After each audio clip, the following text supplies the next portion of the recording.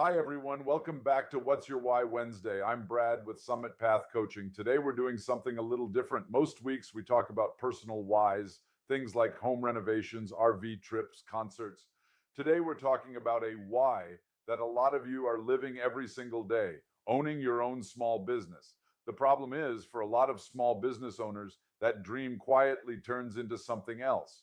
Instead of freedom, it becomes a financial nightmare. Stress, sleepless nights, wondering if you can make payroll, paying yourself last, or not at all. And I'm Trish with Summit Path Coaching. You are right, Brad. And here's the thing about that why. Owning a business isn't actually the goal. Not really. The real why underneath it is almost always the same thing we talk about every week: financial independence, the freedom to build a life on your own terms.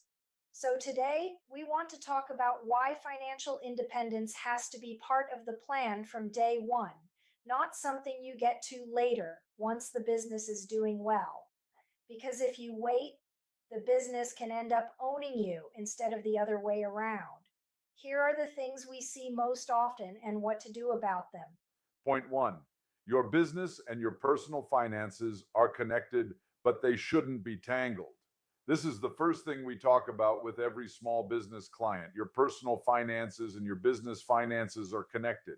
What happens in the business affects your household, and what happens at home affects the business. That's just reality when you're running a small business, especially something with fewer than 10 people. But connected doesn't mean tangled.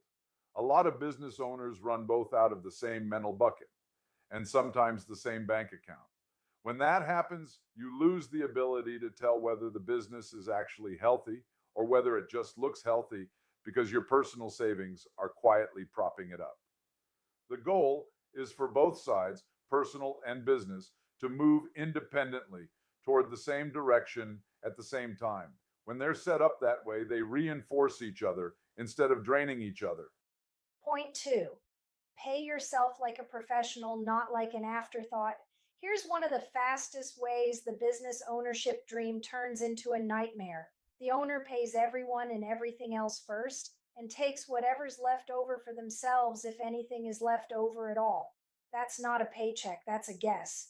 If you want financial independence, you need a real, consistent owner's paycheck, even if it starts small. A predictable amount you can count on lets you build your personal financial plan with confidence instead of holding your breath every month wondering what you'll actually take home. This is one of the biggest things we work through with clients using our Ascend framework: getting clarity on what the business can actually sustain and building toward execution on a real paycheck, not leftovers. Point three, know your numbers, not just your gut. A lot of small business owners run on instinct. And to be fair, instinct got you this far. That's not nothing. But instinct alone won't tell you whether you can afford to hire that next person, raise your prices, or take on that big new client.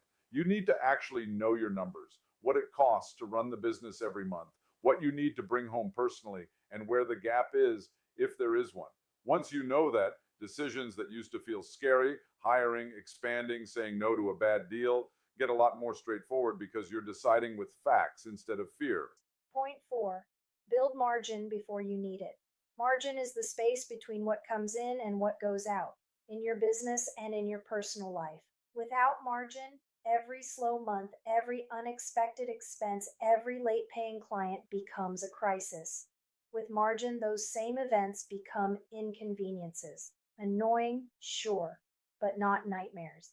Building margin means having some buffer in the business and in your personal finances before you're forced to find it under pressure. It's not exciting. It's not the fun part of owning a business, but it's the difference between a business that supports your life and a business that's one bad month away from chaos.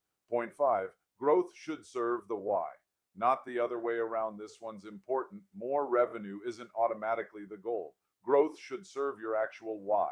Financial independence, time freedom, whatever it is for you, not just be growth for its own sake. We've talked to business owners who doubled their revenue and ended up more stressed, more stretched, and further from financial independence than when they started because the growth came with debt, with risk, or with a pace that burned them out.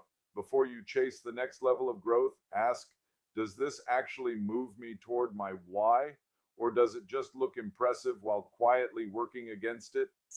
At the end of the day, owning a small business can absolutely be one of the best paths to financial independence there is. We believe that, but it only works that way if the financial side of the business gets the same intentional planning as the parts you're already passionate about: the product, the service, the customers. When your business and personal finances are clear, working together, and built with margin, the dream stays the dream. That's the whole point of what we do. If this hits home for you, if you've ever felt like your business owns you more than you own it, we'd love to talk. And we do small business financial coaching built around exactly this. And you can find more information linked below. We'd love to hear from you. What's been the hardest part of separating your business finances from your personal ones? Drop it in the comments. We read everyone. And as always, if you found this helpful, hit that like button and subscribe so you don't miss next week's episode. Thanks for watching, and we'll see you next week for another What's Your Why Wednesday.